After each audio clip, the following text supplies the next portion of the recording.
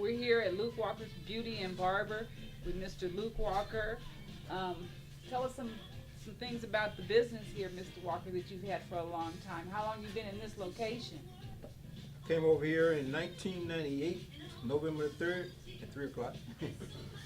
And yeah, I started cutting hair when I was very young.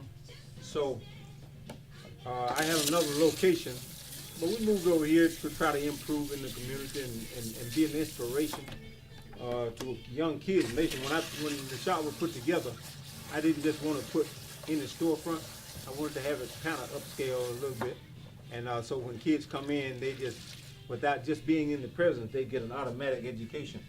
So, but we're a shampoo shop, and we don't like to cut hair. Either we don't mind the customers cutting the hair, shampooing the hair, but somebody has to do it because it gets a better haircut, it's more sanitary for the whole clientele, and that's what we do. And we do all types of, because we're not just a one race shop. We cut anybody's hair, and we have right now we have 4 barbers working with us, and we have 2 hairstylists across the room, and we just trying to be a good service in the community, because we feel that being a servant is the greatest thing that you can be. And so we're just doing the best we can and making sure that people are pleased with what we do. So I came to California in 1968, and I worked in another shop, and then I got a clientele, and that opened up in '75. But in '98 I came over here to kind of upgrade a little bit, to make things more convenient. And also tell us about how your family is all involved in the barber and beauty business. Well, I'll start with my older sister. She's in Chicago, and she's been at a beauty shop back there since the 50s. So she didn't go to college like the brothers and I did. So she started doing hair in Chicago, and I don't know how many years she had her shop, but she's been doing hair, and she had people riding for 100 miles to get their hair done by her. And then my brothers and I'm being the oldest of all my mother's children, because she is my dad's oldest child. And so we have me being the oldest of all my mother's children, and I'm the first boy to go off to college. And we started cutting hair at home, and through divine intervention, I was told that I was going to work my way through college cutting hair. And if they had 5 brothers to come behind me, and the 5 brothers, everybody put themselves through college cutting hair. And my parents, they schooled us indirectly because they taught us how to do it. And it was that old thing that you say, teach a person how to fish, and they eat forever. But if you feed them a fish, then they eat as long as you want them to. But they taught us how to fish, so what we do, we just keep on eating, because we all know how to fish. And we were taught to be entrepreneurial minded because of my dad. My mother was a school teacher, and nobody wanted to really follow her, even though a couple of us did teach school. But we were inspired to be entrepreneurial because my dad always made his own jobs. He had something to do year round. He was a farmer when we were kids coming up, and he taught us how to cut hair. We learned how to do all the stuff around the farm. He had a sawmill. He taught us how to do that. We just knew how to do stuff.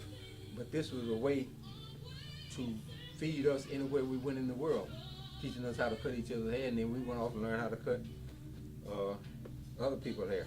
Matter of fact, I started out cutting hair at home with a little pair of clippers. See if I can find them to you.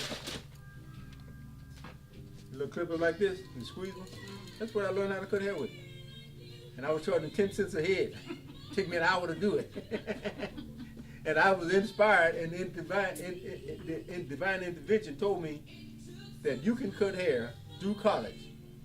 Now, I ain't that smart. Go all the way through college cutting hair, and I'm making 10 cents an hour. So by me having that divine intervention, my parents bought me some clippers just before I went off to college. And I got down there, and the first day on the campus, I cut a head of hair. And then my brothers were inspired by it, and they started cutting hair. And right all the way through, I'm the oldest. My brother Chuck is the youngest, who has a shop here in town. And I have another brother over there working with him, Joe, who's right behind me. And all 6 of us, my 6 brothers of us, worked our way through college, cutting hair. And then we got out, and we do a better job and make a better living for our families cutting hair than we did with the degree we got. So what did you get your degree in? I got my degree in vocational education, and I was automotive specialist, and I also taught drafting and woodworks and stuff like that for 2 years.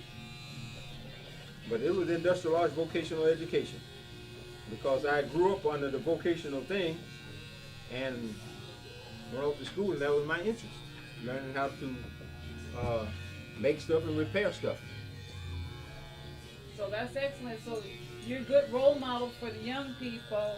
They can learn a lot and get inspired from you and being in the community to help young people be entrepreneurial minded, and also help them to understand the importance of education. Right. You can never learn enough, and the earlier you learn something, the more room you have to learn it.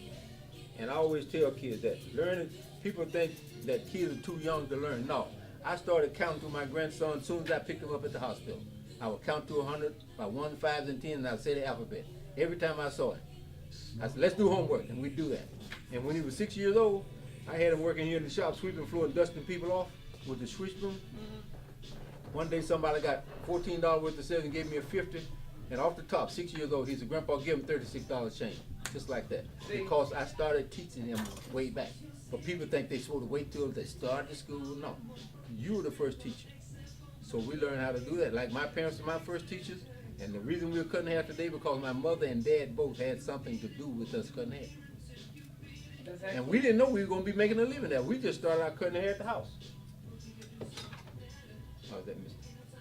Okay, so Mr. Walker, we'd like to go ahead and wrap it up, and thank you for helping us with the Wealthy Stylist Show. And All right. hope to see you soon again. Okay, I appreciate you coming back. Thank you.